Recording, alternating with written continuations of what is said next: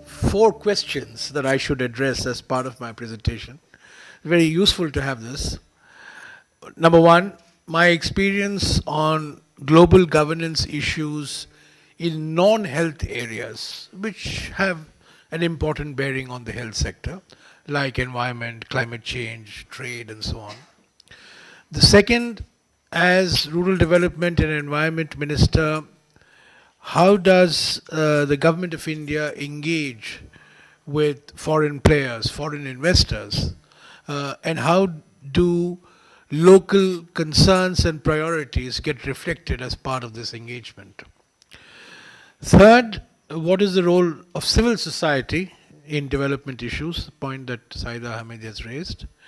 And fourth, what I see is the emerging role of India in global negotiations. As India becomes economically more powerful, does it mean a change in the style and substance of India's negotiations on various developmental issues?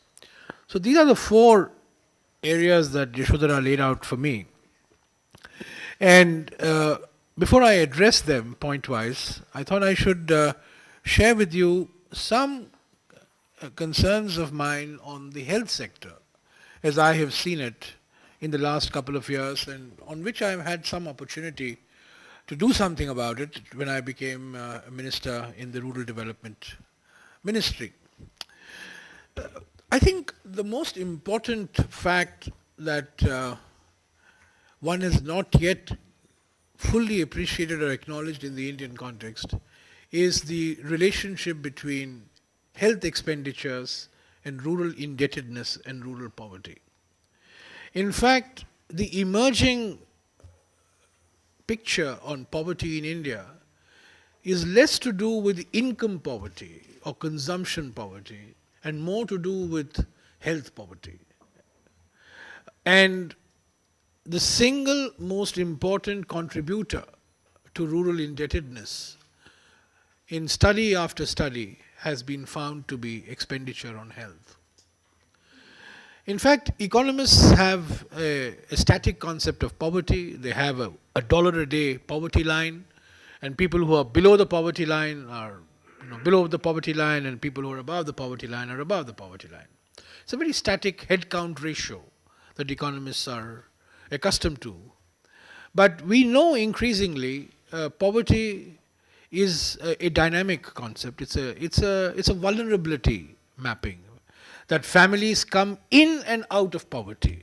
There are large numbers of people bunched around the so-called dollar a day line, and depending on weather, depending on expenditure, depending on economic and social circumstances, these families can fall below the poverty line in 1 year, and they may also get themselves above the poverty line on another year. So poverty as vulnerability is far more important than poverty as a static concept of a head count below the poverty line or above the poverty line. And as I mentioned to you, studies after studies in India have revealed the criticality of expenditure on health as a determinant of rural indebtedness. In fact, there's a book now that's come out by a very outstanding Indian economist, civil servant turned economist, Anirudh Krishna, who's at Duke University.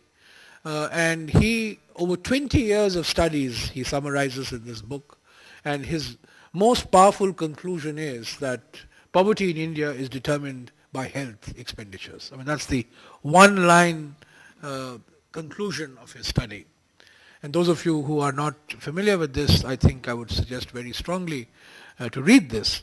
And this is actually, this fact, as I said, has not permeated official thinking as yet. We still look upon poverty as, income poverty, calorie poverty, consumption poverty. But, somehow we don't think of health as a determinant of rural poverty.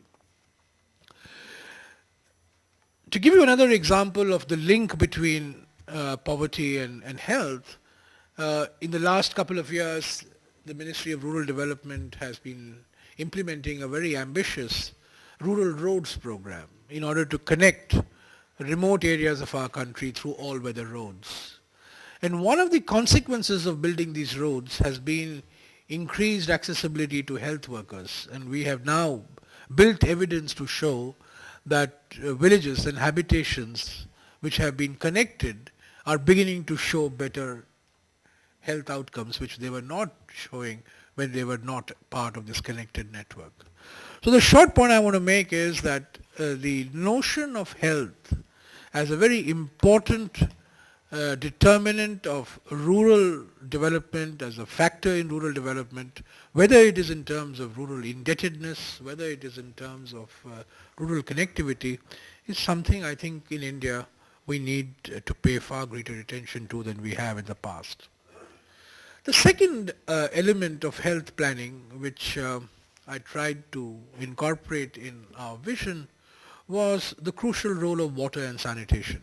And if there's one sector in India that's been neglected through the decades, it's been water and drinking water and sanitation.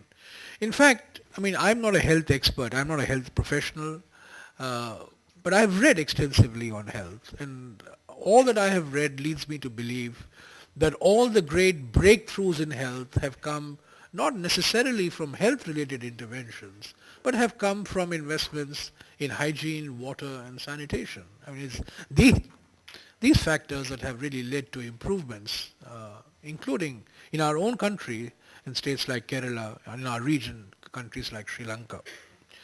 So the importance of water and sanitation as a as a primary social determinant of health outcomes has in fact, in my view, been underplayed. And not only that, India is seeing, as you know, the paradox of India is the third largest economy in the world, growing at an average of 7 to 7.5% over the last decade, but having almost 50% of its children underweight, suffering from malnutrition. Now, how do you account for this paradox of malnutrition in a rapidly growing economy?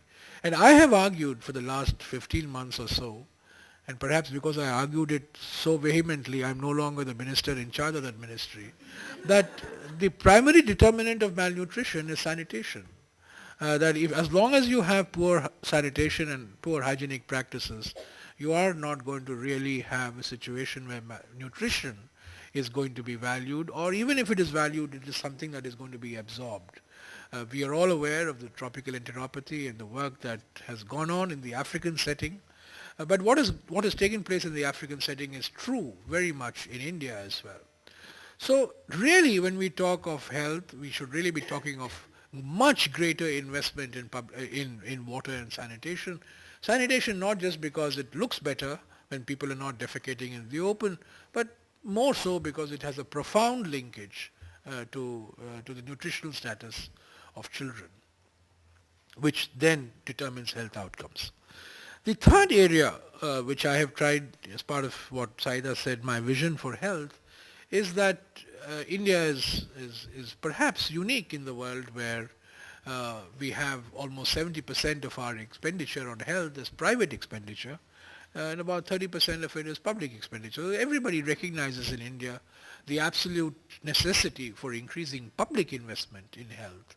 But I have tried to argue that public investment in health does not necessarily mean public delivery of health. And we've got to think differently, that if we're going to have the traditional public investment in health with public delivery in health, then we're going to have health centers without doctors, without health workers, because the incentive structure in a public setting can never approximate a private setting. So I'm not arguing for privatization of health services. I am one of those, in fact, who's been consistently arguing for increasing public investment in health, but also been asking for some innovations in the management of that increased public investment in health. And one of the innovations that we are attempting in the Ministry of Rural Development is to make local women's self-help groups responsible for health outcomes, responsible for managing community health facilities.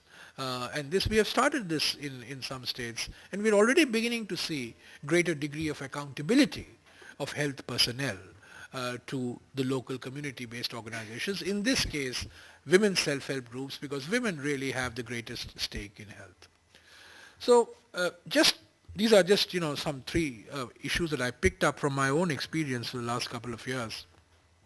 which have a direct bearing on what you're doing. Number one, the relationship between health expenditures and poverty. Number two, the linkages of water, sanitation, nutrition, and how they relate to health outcomes. And third, of course, is the need that we need to have greater public investment in health, no doubt, but combined with certain innovations in the delivery of these health services, particularly in the organization of these health services. Let me mention one other point before I address Yashodhara's point. The other important insight that I've tried in my own way, you might have seen the latest issue of The Economist on Bangladesh, where I've been quoted, where what Bangladesh example shows is that you don't need high economic growth. You don't have to wait for high economic growth to deliver superior social outcomes. That you can have superior social outcomes at lower rates of economic growth. I mean, Kerala is a good example in the Indian context. When you compare Kerala, a relatively low growth state, with Gujarat, one of the fastest growing states of India, you find on all health outcomes, Gujarat is much lower than in Kerala. You compare Bangladesh with some of our high growth states like Andhra, Karnataka, Maharashtra, and in fact even Gujarat. You find in Bangladesh many of the health related indicators, infant mortality, total fertility, maternal mortality, are far superior. Whereas Bangladesh's economic growth record has been consistently lower than that of India. So while economic growth is essential to generate the resources for keeping up high levels of interventions in the health sector, you don't necessarily have to wait to generate that high economic growth. You can have superior health outcomes at lower rates of economic growth. And Bangladesh really is the classic example in our region where they have delivered better health outcomes than India as a whole, and many Indian states in particular, but even at lower rates of economic growth, which means the importance of local level institutions, which means the importance of local governance. You are talking of global governance, but what Bangladesh shows is the importance of local governance, and often ignoring the advice of global governance experts and focusing on the local governance issues. I think that's really been the key to delivering more superior social outcomes. Global governance in non-health issues and my experience and what does it mean for health. Let me take two areas here. One is on trade and the other one is on climate change. I was involved with both. In fact, I was very much involved in the amendment to TRIPS. The one amendment that everybody was asking for TRIPS was to ensure that in the case of medical emergencies, public health emergencies, particularly AIDS, malaria and tuberculosis, TRIPS, which is heavily weighted in favor of producers, should be counterbalanced by taking into account the interests of consumers as well. And many of you know that TRIPS was amended in Doha almost a decade ago, and today TRIPS provides for the balance to be struck between producers and consumers. And that is how, for example, anti-AIDS drugs manufactured by Cipla or Ranbaxy have found their way into the African market in a very, very large way without having attracted the invocation of TRIPS. So that's a very good example in which public health concerns was used in a non-health setting, really, to bring about a fundamental change in the trade-related intellectual property rights regime. And by and large, you will see countries like Brazil, Argentina, and India, in fact, now. We are a large number of cases now in India, if you read, where patents granted to foreign companies, and in fact even to Indian companies, is being challenged. In fact, we have an extraordinary situation of an Indian company, Avasthagen, which took out a patent on a traditional knowledge medicine.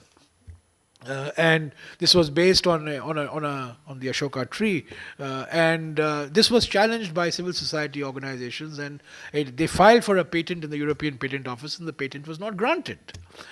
So it's there is certainly in today in the discourse, particularly on TRIPS, particularly on intellectual property protection, a much greater sensitivity to public health concerns. That is because TRIPS was amended.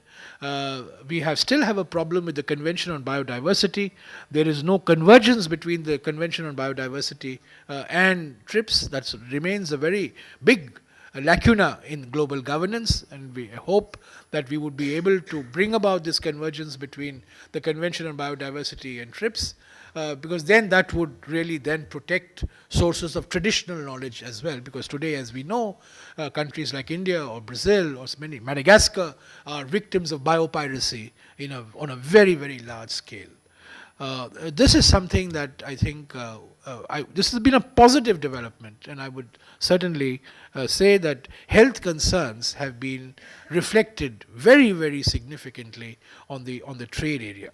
Now, coming to the climate change negotiations that have taken place, I saw that the WHO has given a report recently on how health is a critical determinant of sustainability. Now, these are negotiations that have taken place, but we do not really have much knowledge, or we have not had much progress as far as climate change is concerned. When I was Minister for Environment and Forests, I had commissioned a group of medical experts to work out what are the health impacts of climate change. In fact, the National Institute of Communicable Diseases in Delhi came out with a study which talked about how malaria impacts are going to be influenced enormously by changing weather patterns and by the changing monsoon behavior. But unfortunately, we are still a very, very long way to go on getting any form of international agreement or international consensus on climate change.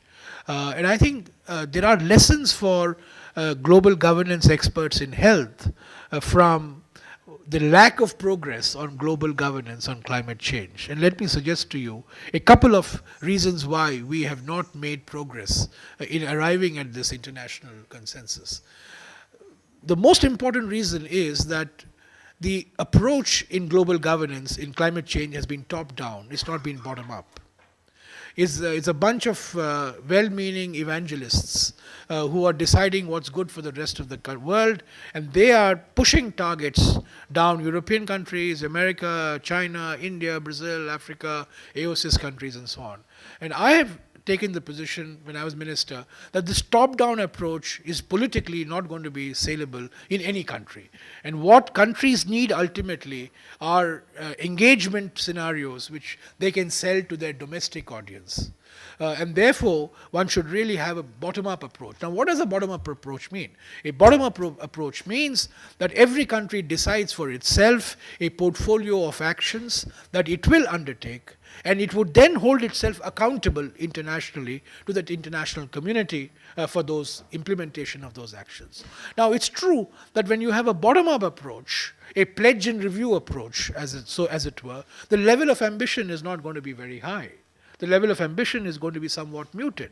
But it is better to start small, it is better to start realistically at a lower level of ambition and build it up as countries get more experience and countries become much more confident of negotiating with each other.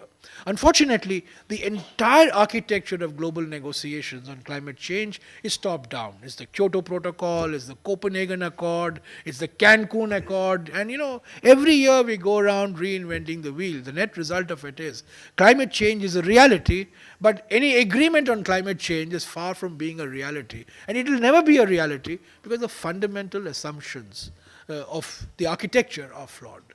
The second flaw in the argument, the second flaw in the global governance structure, which has relevance for you, is that there is absolutely no economic anchor in the negotiations. What do I mean by an economic anchor? An economic anchor means that as countries become richer, they take on greater and greater responsibilities. You don't expect a country with a per capita income of $1,000 to have the same degree of responsibility as a country which has a per capita income of $30,000. But in the entire climate change scenario, you have Annex 1 countries and non-Annex 1 countries. You have the rich countries and you have the poor countries. And there is no idea of gradation. There is no place for countries that move up the ladder, the countries who become richer, who take on greater responsibility. So, and this has really stymied progress with the lack of an economic focus in the architecture, that countries have an economic ladder on which they climb, and as they climb the economic ladder, they take on newer and greater responsibilities. That is singularly missing in the global governance structure of negotiations. And thirdly, of course, there is no organizational anchor.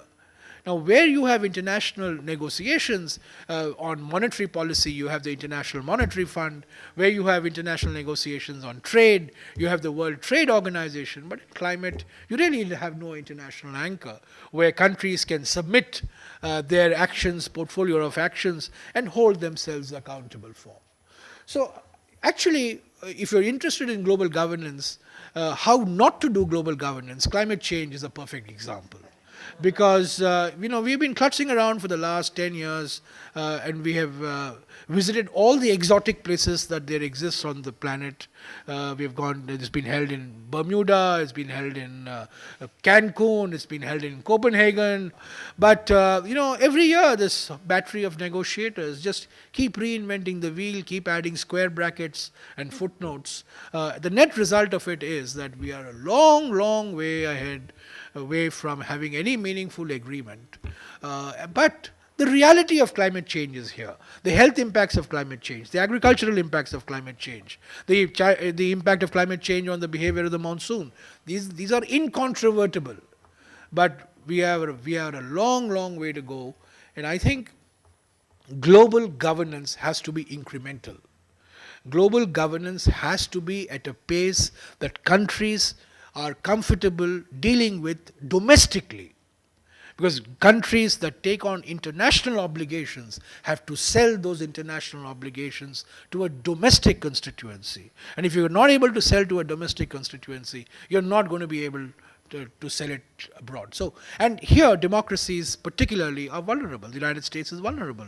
India is very vulnerable because we have large domestic constituencies, multiple stakeholders, different interest groups. Not everybody agrees on what the right approach is. And therefore, before you enter into any international agreements, you have to create the conditions domestically to make that engagement a reality. And therefore, the incremental approach, a bottom-up approach, a pledge and review approach is far more conducive to an international agreement than having a set of grandiose plans and grandiose indicators which are thrust on every country irrespective of the level of development.